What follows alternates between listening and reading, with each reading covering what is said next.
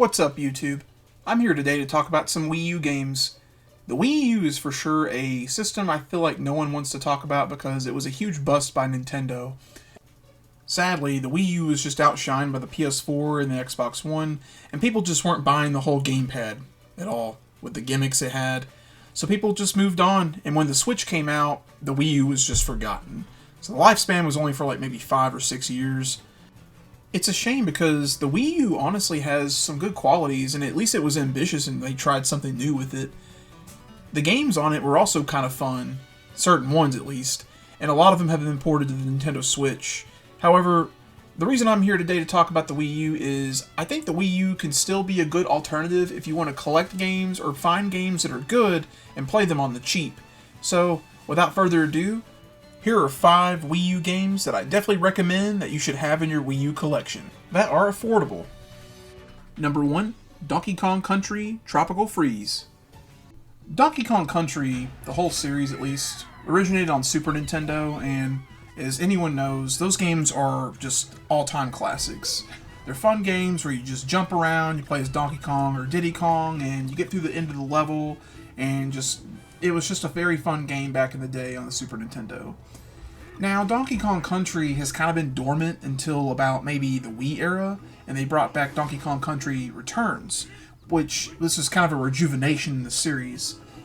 Well, this game is the second game, Tropical Freeze, and this game is a ton of fun. Honestly, like it's really good. I beat this whole game like about a year or two ago, and I definitely really like this game. I'd say it's one of the best Wii U games. Now, this is also on Switch, of course, but it's a lot more expensive. It's like $50 to $60, whereas the Wii U version is like literally $10. So if you just want to experience the game and just have some fun, Donkey Kong fun, get the Wii U version. It's affordable, cheap. You don't need to buy the Switch version. I think all they do is just add Funky Kong as a playable character. But, I mean, that's not really a big deal. It's got Donkey Kong, so if you want to experience this game, Wii U version is a good way to go.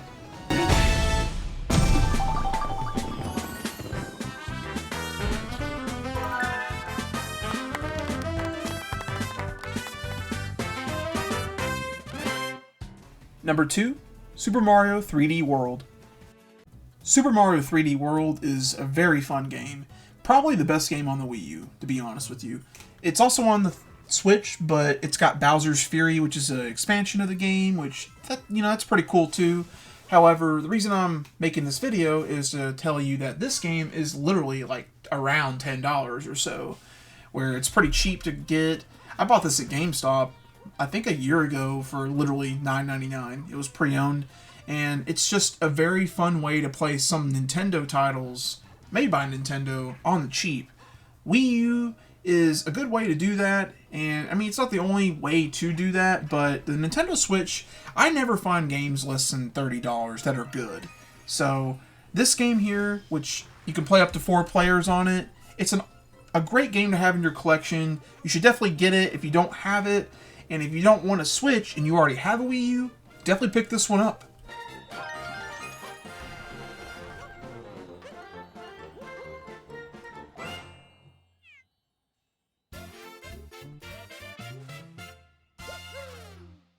Number 3, Pikmin 3. Pikmin 3 was also another staple on the Nintendo Wii U. It also got ported to Switch shortly after, which many people probably played that version. But Pikmin 3 is also a pretty fun game, which I haven't dug too far into the Pikmin series myself. I didn't really play the ones on the GameCube because I didn't know about those till later. But I played a little bit of this game, and I thought it was pretty cool, pretty fun game. Pikmin 3 on the Wii U too, it kind of uses the gamepad a little bit with like the map and stuff, and I thought that was kind of interesting. And a lot of these games on the system utilize that gamepad, and some people don't like that. I think it's unique and cool, sometimes not too necessary, but still interesting that they at least put it in the game and just, experiment a little bit. This game is also not too expensive on the Wii U. Roughly it goes for around $15. Whereas the Nintendo Switch version goes for $40 to $50 or so. And that version is a deluxe version, so kind of like the Donkey Kong Country Tropical Freeze, it got a deluxe edition and it has more content. But if you don't care about that stuff, then you can just stick with the basic version on the Wii U. Check it out.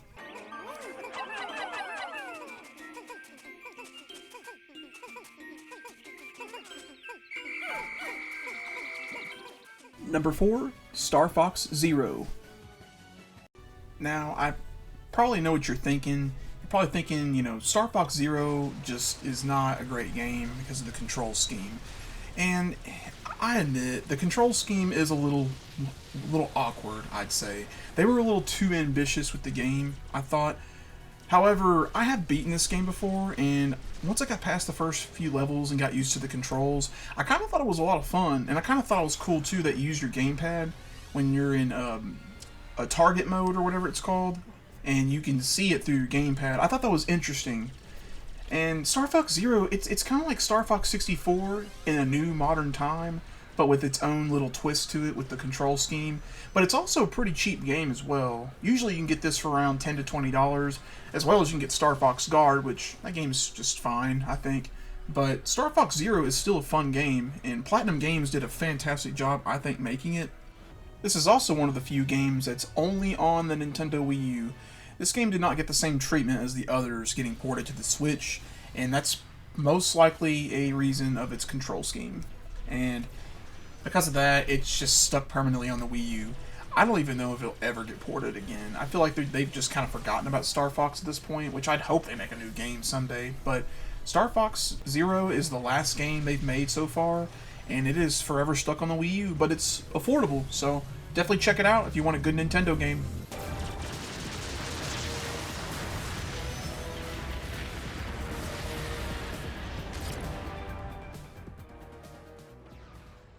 Number 5, Nintendo Land. Nintendo Land was a launch title for the Wii U. I actually got my digital code with my Wii U when I bought it, just a few months after it came out. I never really got a chance to play a whole lot of it. I don't know, I think I was wanting to play Monster Hunter or something at the time, but either way, Nintendo Land's a party game with a bunch of mini games, which you can either play by yourself with a few of the games, as you can see the footage I have coming up, or you can play some games with other friends, but they are mandatory, so you wouldn't be able to play by yourself. You would have to have some friends to play with you. Nintendo Land's a pretty fun game, though. I'll be honest with you. Probably one of the best games on the Wii U, I'd have to say. Not really an excuse if you want to collect for the Wii U. I would definitely recommend having this game, because this game is only about $10 or so.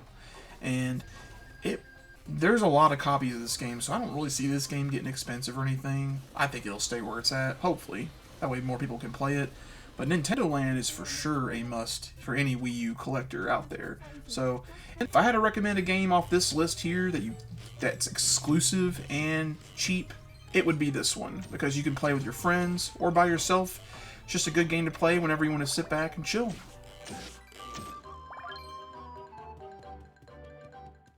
And there you have it. Those are the 5 Wii U games that I think that most people should have in their collection, which, of course, if you don't have a Wii U, they go for roughly over $100, which, I mean, it's still a cheaper alternative than the Switch. But most people are probably going to buy a Nintendo Switch just because it has, like, over 1,000 games for it, so that's definitely understandable. But if you want to dive more into Nintendo's history and just what they've done, or just want to pick out those games that I just mentioned that are a cheaper alternative than the Switch, the Wii U is not really a bad way to go, in my opinion. And honestly, they're probably the best games on the system, maybe except for Star Fox Zero. I just think that's personally a good one, but I can see why people don't like that one. But if you enjoyed the video, be sure to give a like, leave a comment, I'll be sure to respond to that, and even subscribe if you want more content. Thank you guys for watching, take it easy.